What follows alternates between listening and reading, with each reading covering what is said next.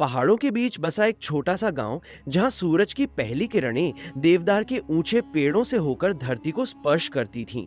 वहीं एक गरीब लड़का कृष्णा अपनी मां के साथ एक छोटी सी झोपड़ी में रहता था।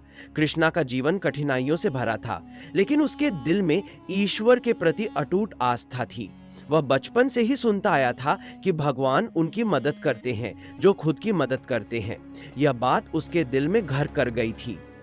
कृष्णा के पिता का निधन उसके जन्म से पहले ही हो गया था। उसकी माँ सिलाई और छोटे मोटे काम करके घर चलाती थी। गरीबी ने उन्हें घेर रखा था, लेकिन माँ ने कभी ईश्वर में अपनी श्रद्धा को कम नहीं होने दिया। वह हमेशा कहती, बेटा, भगवान हर जगह है, बस हमें उन्हें महसूस करने की जरूरत है। जब भी कठिन समय आए, मन से हार मत मानना, क्योंकि भगवान हमें परखते हैं और जो उनकी परीक्षा में खरा उतरता है उसे वह कभी निराश नहीं करते। कृष्णा का मन पढ़ाई में बहुत लगता था, लेकिन किताबें खरीदने के लिए पैसे नहीं थे। वह दूसरों से पुरानी किताबें मांगकर पढ़ता और स्कूल के बाद पास के एक दुकान पर काम करता था ताकि माँ की मदद कर सके। हालांकि जीवन कठिन था, लेकिन उसकी श्रद्धा में कभी कमी नहीं आई। वह रोज मंदिर जाता और भगवान से प्रार्थना करता, हे प्रभु, मुझे इतना सामर्थ्य देना कि मैं अपनी माँ को इस गरीबी से निकाल सकूं और एक अच्छा इंसान बन सकूं। एक दिन गांव में भारी बारिश होने लगी। कई दिनों तक पानी गिरता रहा और नदी उफान पर आ गई। गांव के कई घर पानी में बह गए, फसलें नष्ट हो गईं और कई लोग बेघर हो गए। कृष्णा की झोपड़ी भी इस आपदा में नष्ट हो गई।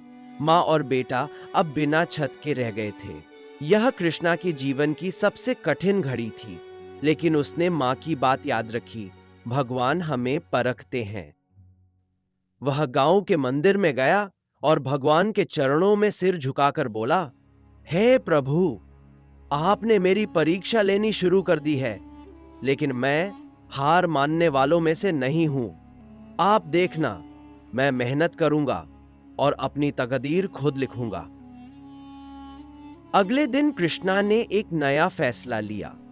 उसने गांव के एक बुजुर्ग शिक्षक, जो अब पढ़ाने से रिटायर हो चुके थे, से गुजारिश की कि वह उसे मुफ्त में पढ़ाए। शिक्षक उसकी लगन देखकर प्रभावित हुए और मान गए। कृष्णा दिन में काम करता और रात में पढ़ाई करता। वह नींद और आराम को त्याग कर केवल अपने लक्ष्य पर ध्यान देने लगा। समय बीतता गया और कृष्णा ने अपनी मेहनत जारी रखी। उसने पढ़ाई में इतने अच्छे अंक लाए कि उसे शहर के एक बड़े स्कूल में छात्रवृत्ति मिल गई। यह उसकी पहली जीत थी। गांव के लोग, जो कभी उसकी हालत देखकर अफसोस करते थे, अब उसकी मेहनत की सराहना करने लगे।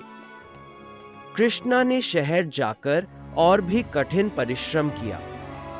वह दिन में पढ़ता और रात में एक पुस्तकालय में सफाई का काम करता ताकि अपनी माँ के लिए पैसे भेज सके। उसने कभी भगवान से यह नहीं मांगा कि उसे कोई चमत्कार मिले, बल्कि उसने हमेशा इतनी शक्ति मांगी कि वह खुद अपनी तकदीर बदल सके। कई सालों की तपस्या के बाद आखिरकार वह दिन आया जब कृष्णा ने परीक्षा में सबसे ऊंचा स्थान प्राप्त किया और उसे देश की सबसे प्रतिष्ठित संस्था में पढ़ने का अवसर मिला। अब वह अपनी माँ को शहर ले आया और एक अच्छे घर में रहने लगा। उसने अपनी मेहनत से खुद को एक बड़े पद तक पहुंचाया, जहां वह न केवल अपनी माँ की देखभाल कर सकता था, बल्कि अपने गांव के लोगों की भी मदद कर सकता था। एक दिन जब वह गांव लौटा, तो मंदिर जाकर भगवान के सामने सिर झुकाया और कहा, हे प्रभु, आपने मेरी परीक्षा ली और मैं गिरा भी, लेकिन आपकी दी हुई शक्ति से मैं हर बार उठा। आपने मुझे कोई वरदान नहीं दिया, बल्कि संघर्ष करने की शक्ति दी। आपने मुझे यह सिखाया कि चमत्कार मेहनत के रूप में हमारे ही हाथों में होते हैं। गांव के लोग उसे देखकर प्रेरित हुए और उन्होंने भी अपने बच्चों को शिक्षा देने का प्रण लिया। कृष्णा अब सिर्फ एक व्यक्ति नहीं था, बल्कि वह एक मिसाल बन चुका था कि भगवान केवल उनकी मदद करते हैं जो खुद पर विश्वास रखते हैं। और सच्चे मन से कर्म करते हैं। यह कहानी बताती है कि भगवान हमें राह दिखाते हैं, लेकिन उस राह पर चलना हमारा काम होता है। कठिनाइयां केवल परीक्षा होती हैं, और जो हार नहीं मानते वही सच्चे विजेता बनते हैं।